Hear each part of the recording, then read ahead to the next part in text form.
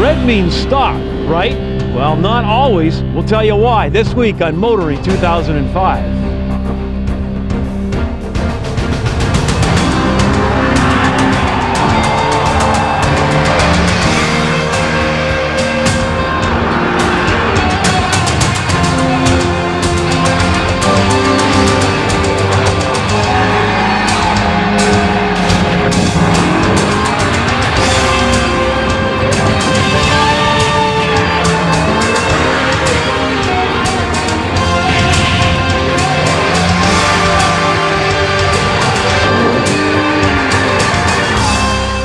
TSN's Motoring 2005 is brought to you by Quaker State Motor Oil, oils fine-tuned for different engines, and Midas, Total Car Care. We do that. You know, the other day somebody said that the problem with highways today are not the cars, but rather the drivers. Bad manners, disregard for the rules of the road, and so on. And you know, it's no more evident than in intersections where for some, yellow means speed up. And it's become such a major and dangerous problem that some cities across the country are now putting in video cameras at selected intersections.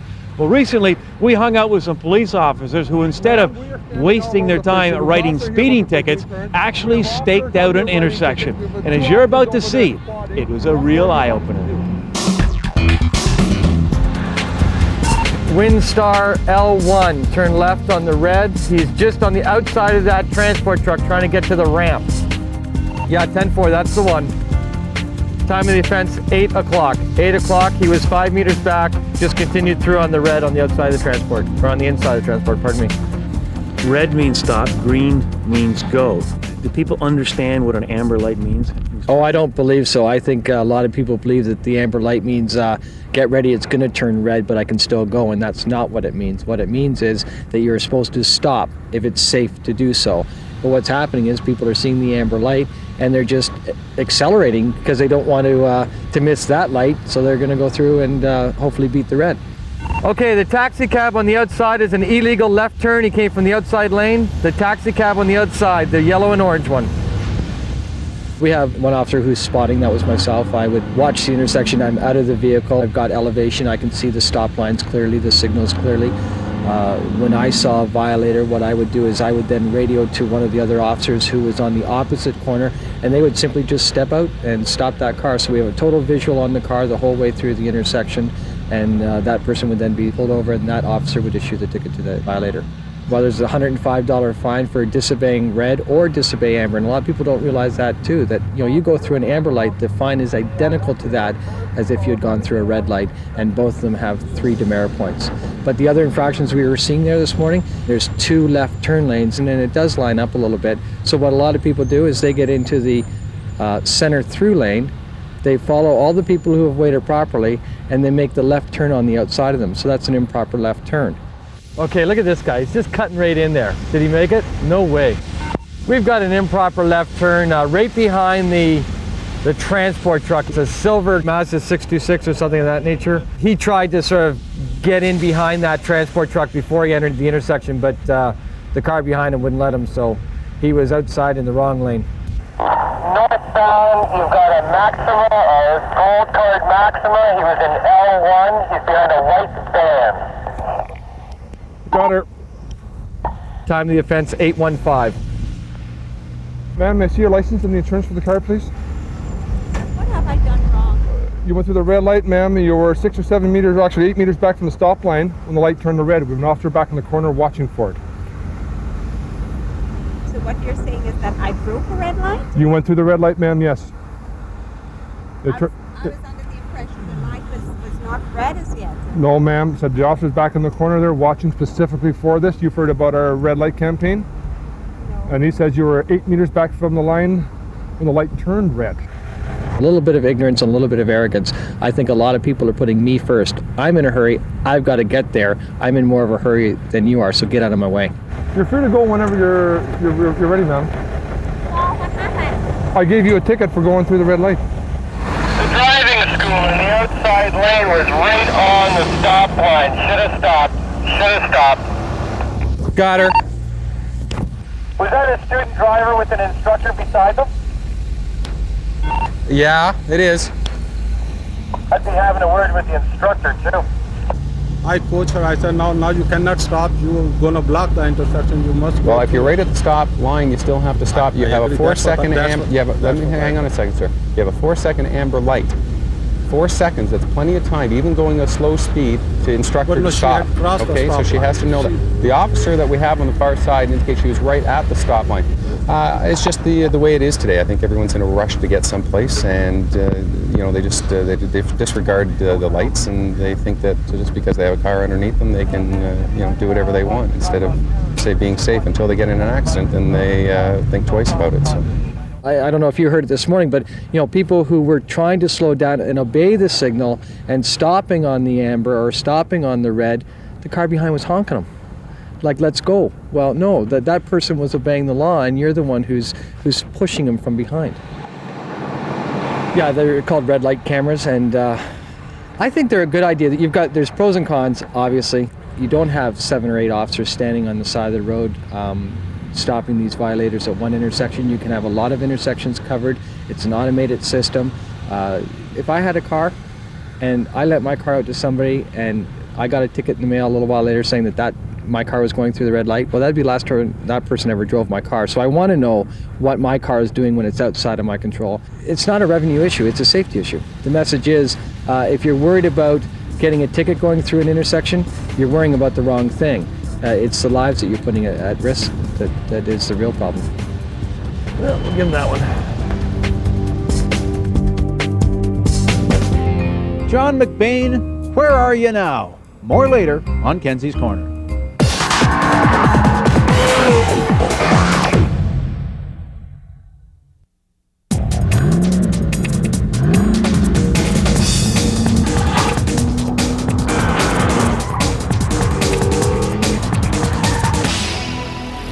The newest buzzword in the industry right now is crossover, and essentially that means you take the attributes of 2 different vehicles and blend them in a single package. In the case of this new Freestyle, well, it means part minivan and part SUV. Dynamically, the new Freestyle handles itself very nicely. While not sporty in any sense of the word, the suspension takes a quick set which limits body roll, and the steering is light without feeling vague. The Freestyle is also commendably comfortable, swallowing all but the largest of bumps in stride. Even those really annoying expansion joints pass with only a minor thump-thump filtering back to the riders. Ditto the anti-lock brakes, as they provide sure-footed stops time and again. They also work in conjunction with the electronic throttle to provide a proper all-speed traction control system. You know, this Freestyle is a very pleasant place to spend time.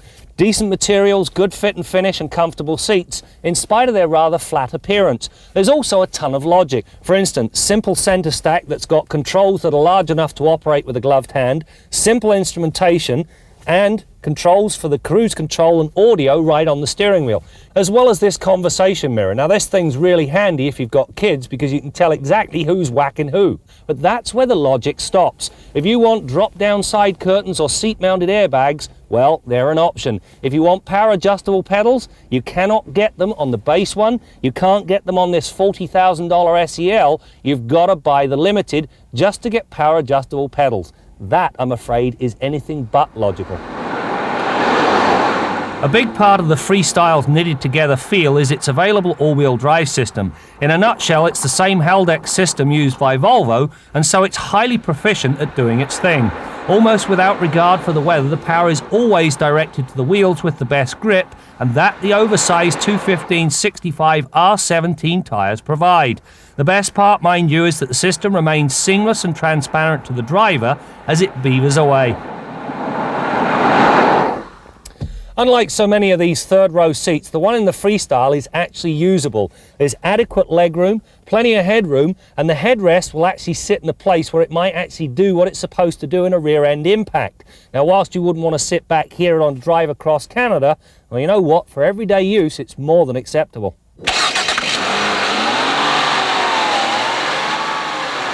The Freestyle is powered by a 3-litre V6 engine that's married to a slick, continuously variable transmission. The combination is, at best, adequate. While the transmission works exceptionally well and keeps the engine in its sweet spot for as much time as possible, any real sensation of speed is lacking. Indeed, without the CVT's willing work ethic, the Freestyle might feel more subdued than it already does. The back end of the Freestyle has been very well thought through. To begin with the third row seats in use, well, you get 17.4 cubic feet of cargo space. If you need more space, very simple procedure. You simply pull two tabs, the whole lot lowers into a well, and you end up with 47.4 cubic feet of cargo space. If you need yet more, well, you simply fold down the second row. It really is a thoughtful package.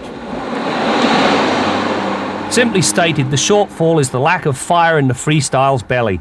True 203 horsepower and 207 pounds-feet of torque is not to be sneezed at under normal circumstances. However, the Freestyle's overly portly 4,100 pounds, well, it means it has its work cut out for it with just the driver aboard. Throw in another 5 passengers and it becomes plain lazy. Consequently, well, you end up putting the boot to it, which ramps up the noise factor and the gas consumption.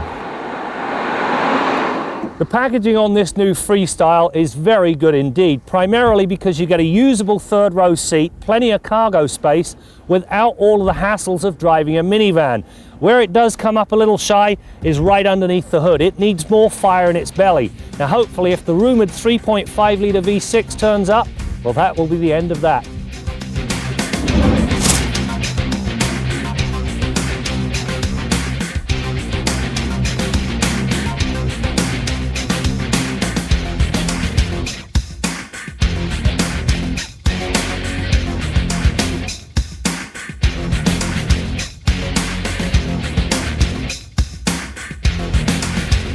Our Midas tip of the week concerns fully clearing your vehicle of snow. The last couple of mornings we've had some pretty rough weather, to the point where you actually needed a little bit of defrost heat before you could safely drive away.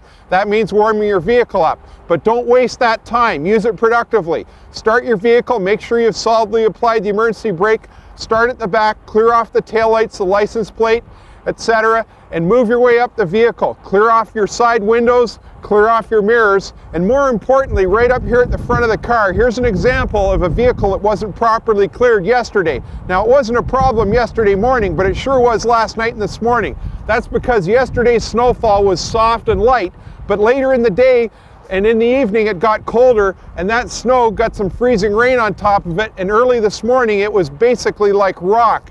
What it did was it blocked off the heater inlet grill right here, so we had reduced heater performance when we needed it the most. And I also had a couple of cars in the shop late last night with broken wiper mechanisms as a result of not fully clearing this heavy snow. Another good tip, if there's rain or snow or freezing rain in the forecast, before you park your car at night, if your vehicle is so equipped with this feature, pull the wiper arms up and leave them up like that. It'll make life a lot easier clearing your car of snow the next morning. That's your Midas tip of the week.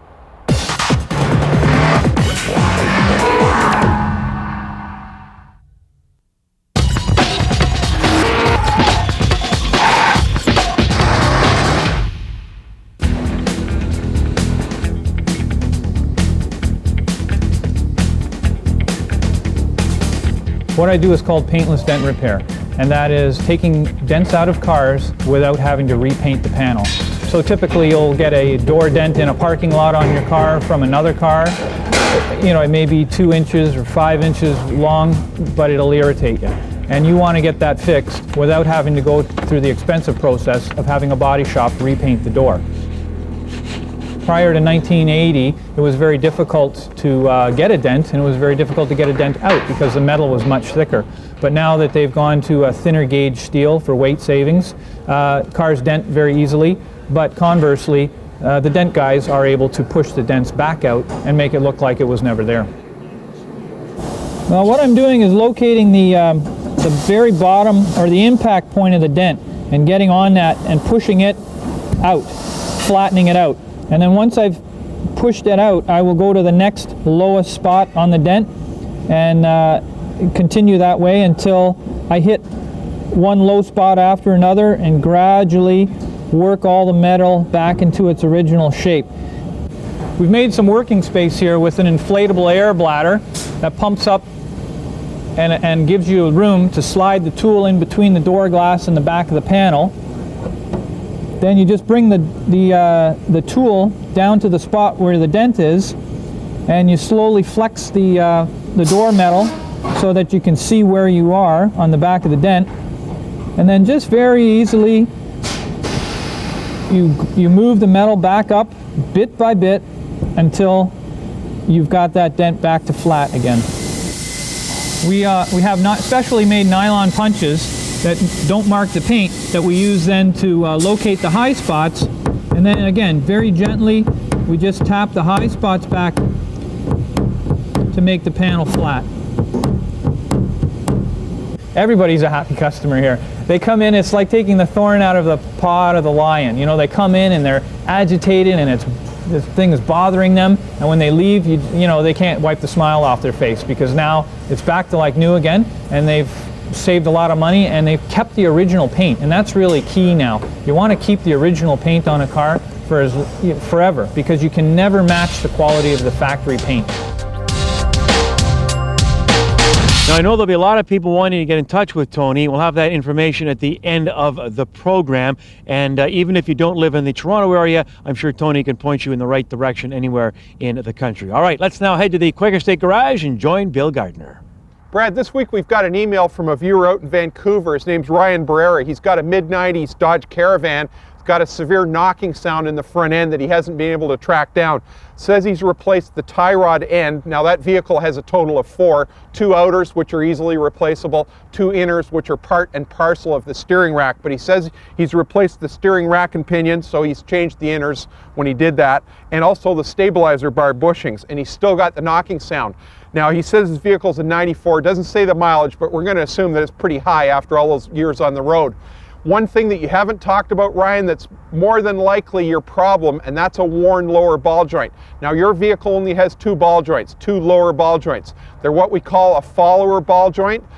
Some vehicles could have as many as 4 ball joints, 2 uppers and 2 lowers, depending on the suspension configuration.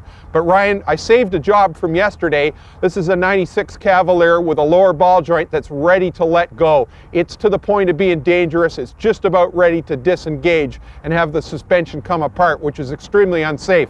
Now, I want you to go back to the mechanic and have your lower ball joints checked on your vehicle. Now what they're going to do is lift the vehicle up, and the procedure varies from one vehicle to another, but a good mechanic will know the proper procedure. What you're going to do once the vehicle is hoisted up is grab a hold of that wheel and tire assembly and just reef on it as hard as you can. You're literally trying to tear it off the vehicle. Now, you're not going to hurt anything on a perfectly sound front end. You can push and pull as hard as you want on there, but all that lash and play that you see in this wheel and that banging sound should not be there, and it's as a result of an extremely worn lower ball joint on this vehicle. Now, it's not uncommon for a ball joint to wear out. Some of them have grease fittings, but a lot of times they get overlooked, or enough miles they'll just wear out.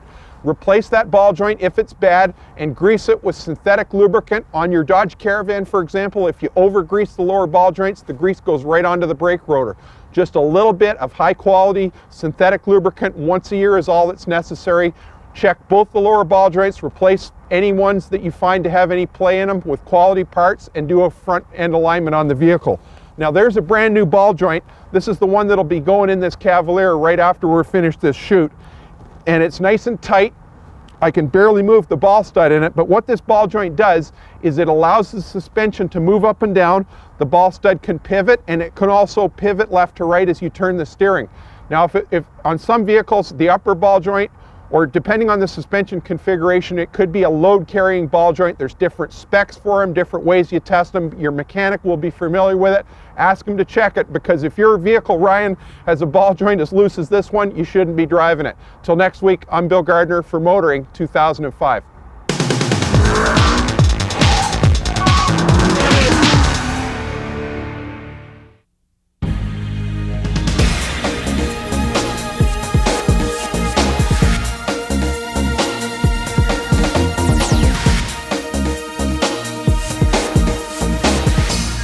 About 15 years ago, a colorful man named John McBain ran a magazine called Diesel, yes, extolling the virtues of compression ignition engines. Now, back in those days, of course, gasoline was plentiful and virtually free, and when most people thought of diesel, all they thought of was converted Oldsmobile gasoline engines exploding across the country. so John's position was akin to being chairman of the Flat Earth Society. Well, today, things are different. Diesel engines are making a comeback. Mercedes is bringing in the E320 CDI, easily the best E-Class you can buy. They're also bringing in the Smart Car as a diesel only. The constant throughout most of this has been Volkswagen. About half of their sales of Golf and Jetta in Canada are diesels, and with all the fuss and furor being made about hybrids, you can make a very good case that a Golf TDI is the best overall fuel-efficient package you can buy. In Europe, diesels have always been big because of the price of fuel over there. But now, even on an emissions basis, now you think of diesels as being smoky and smelly, but they produce less CO2. And in England, they're now basing car tax on CO2 emissions because diesels are more efficient, they're better on this score, and diesel sales have doubled almost overnight. Even in the luxury segments, one of the reasons Jaguar is doing badly worldwide is they don't have diesels in any of their cars, up until very recently. If you want to play in the luxury market in Italy or France, well, you got to have a diesel or you're not in the game. How about performance? Well, BMW won a 1,000 kilometer race a couple of years ago in a 3 Series powered by a diesel engine. It was fast, but of course, it had fewer pit stops. And today, the most sporty version of most new cars in Europe, it's the diesel model because of the torque. Now in Canada, we're prevented from getting the best of diesel technology because our fuel has too much sulfur in it. That's going to change over the next couple of years, and you're going to see a lot more diesel engines in the next couple of years. And if you want to speak hybrids, how about a diesel-electric hybrid? Now you're talking fuel efficiency. John McBain, wherever you are, in this world or some other, you should be smiling. I'm Jim Kent. Before we go, just want to remind you that our 1-hour Car of the Year special, as we select the best in the class of 2005, is only a couple of weeks away, and you can cast your vote and select your top vehicle of the year by logging on to www.motoringtv.com or tsn.ca. That's it for now. We'll see you next time out as we continue to bring you more stories about cars and the people who drive them.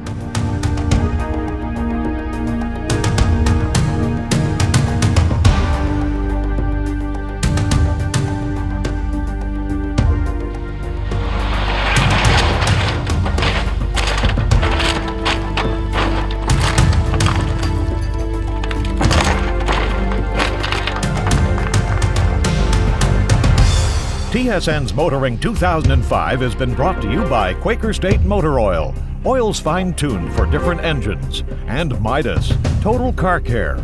We do that.